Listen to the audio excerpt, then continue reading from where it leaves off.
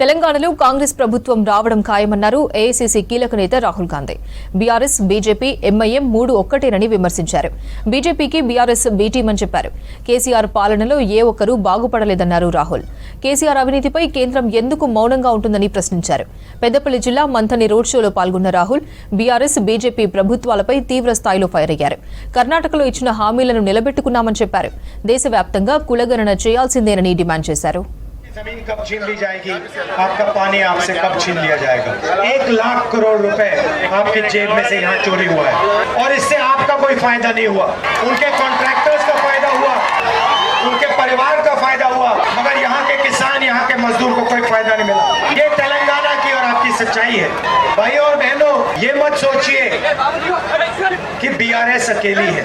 BRS, BJP और MIM तीनों एक साथ मिले हुए हैं और मैं ये आपको बहुत आसानी से समझा सकता हूँ। पूरा देश जानता है कि मैं बीजेपी से लड़ता हूँ। 24-25 केस है मेरे ऊपर, मेरा घर छीन लिया, मेरी जो लोकसभा की मेंबरशिप थी उसको रद्द कर दिया।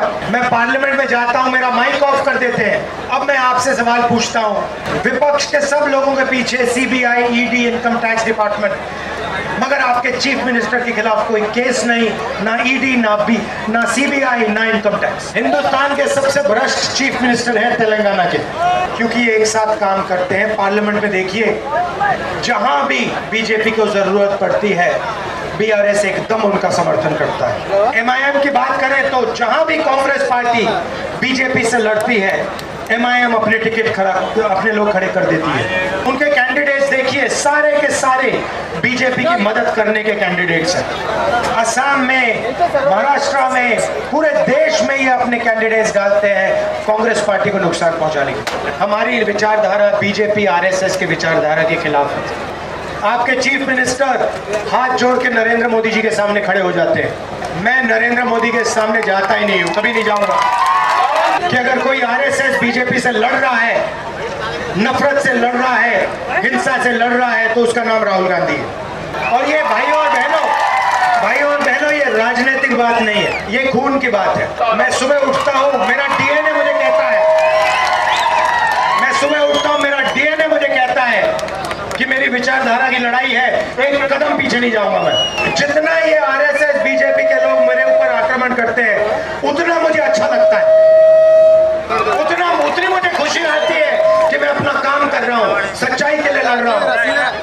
प्रियंका से मैंने कहा, देखो मैं तेलंगाना जा रहा हूँ, मेरा तेलंगाना से राजनीतिक रिश्ता नहीं है, पारिवारिक रिश्ता है।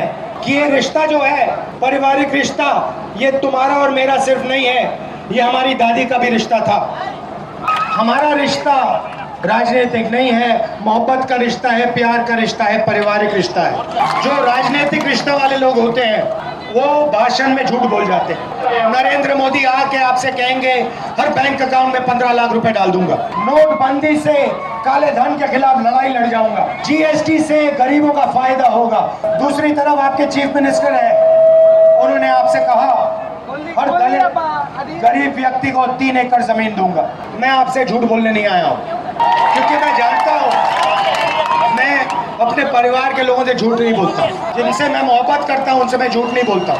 जैसे ही हमारी सरकार यहाँ आएगी, पहले दिन से तेलंगाना की महिलाओं के बैंक अकाउंट में हर महीने 2500 रुपए पहुंचेगा। 500 रुपए का सिलेंडर मिलेगा। तेलंगाना के कोने कोने में मुफ्त में बस में जाएगी। आप देख लेना, तेलंगाना में लहर आ रही है। कांग्रेस